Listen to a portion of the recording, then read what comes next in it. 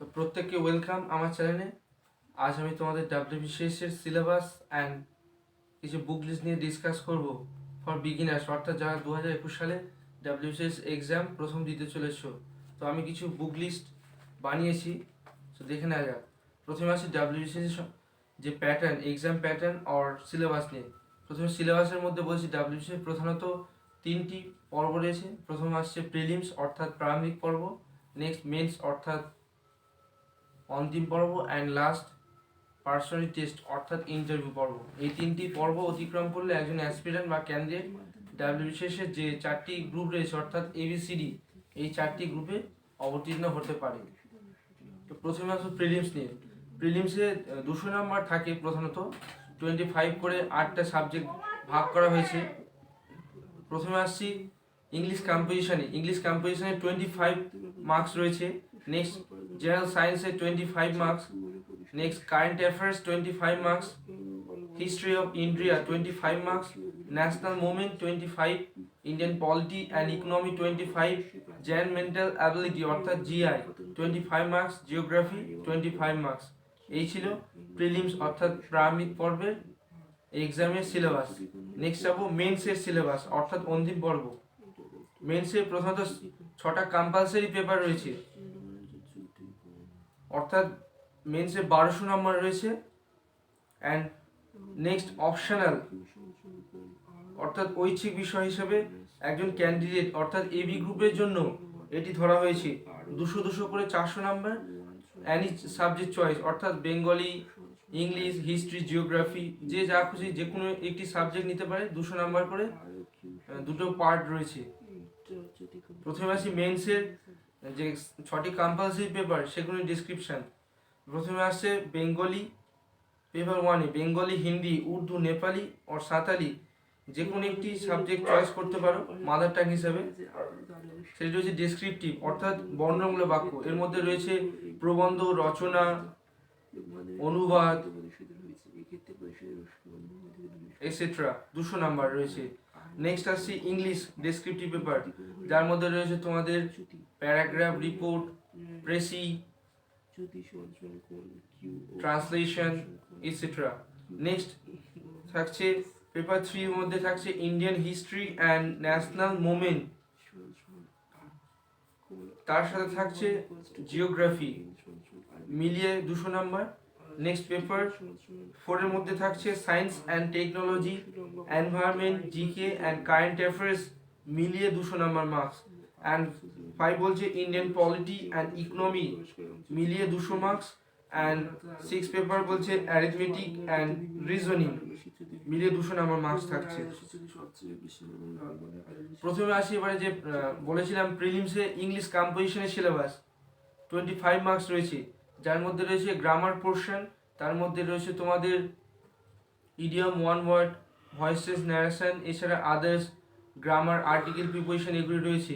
আমি এগুলির ক্ষেত্রে কিছু বুকসের প্রোভাইড করব অ্যান্ড বলে দেবো। যে প্রথমে বলবো যে পিকে সরকারের যে বুকটি রয়েছে সেটি খুবই ভালো ইংলিশ কম্পোজিশনের ক্ষেত্রে। এছাড়া এসপি বক্সির ক্ষেত্রে তোমরা ইডিয়াম, ওয়ান ওয়ার্ড এগুলি মুখস্থ করতে পারো ওখান থেকে।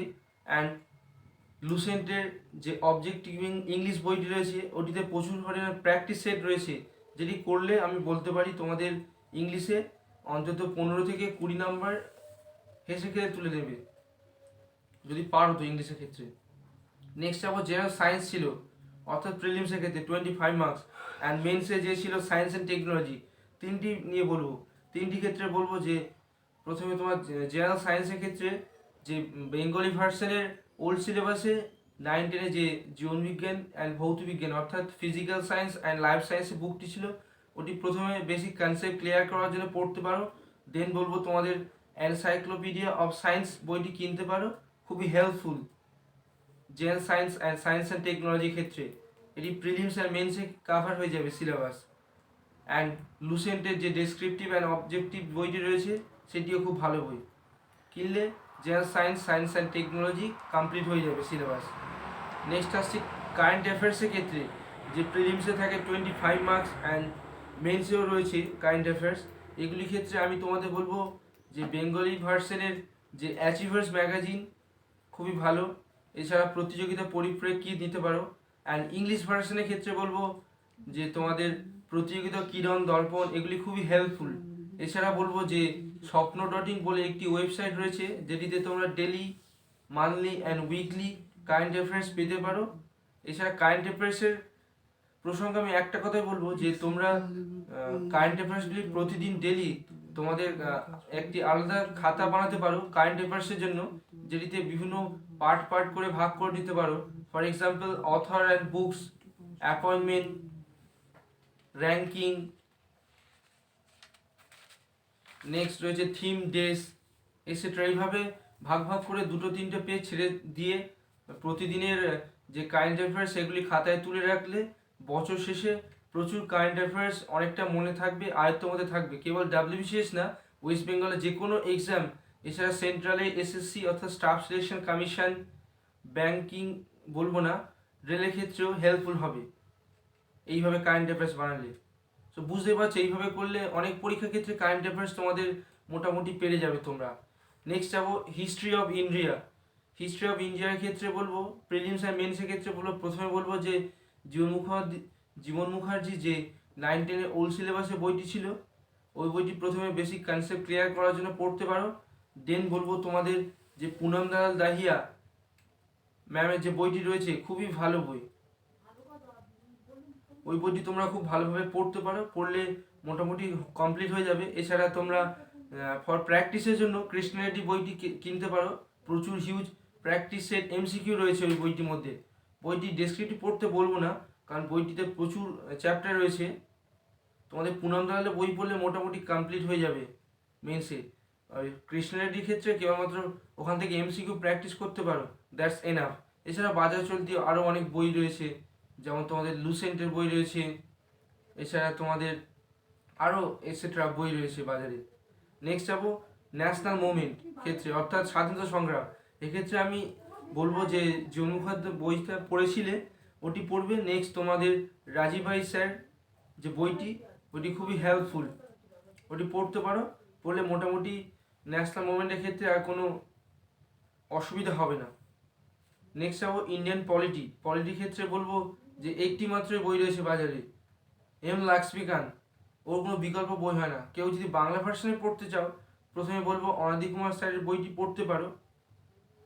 বা যেহেতু কেবলমাত্র ডাব্লিউবিসিএস প্রিলিমসে বেঙ্গলিতে অ্যান্ড ইংলিশে কোশ্চেন পড়ে, বাট মেন্সে তোমাদের পুরোপুরি ইংলিশে কোশ্চেন পড়ে, তাই বলবো যে ইংলিশ ভার্সনে বই পড়া তোমরা শুরু করে দাও, তাহলে তোমাদের খুবই ভালো হবে। না হলে বেঙ্গলি ভার্সনে পড়লে মেন্সে গিয়ে তোমরা ঘাবড়ে যাবে।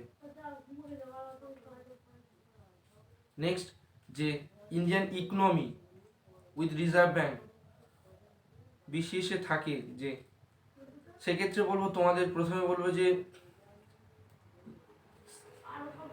ইন্ডিয়ান ইকোনমি ক্ষেত্রে তুজাম্মেল হোসেন স্যারের যে বইটি রয়েছে বেঙ্গলি ভার্সনের অ্যান্ড ইংলিশ ভার্সনে, বলবো বেঙ্গলি ভার্সনের বইটি প্রথমে পড়ো কনসেপ্ট ক্লিয়ার করার জন্য।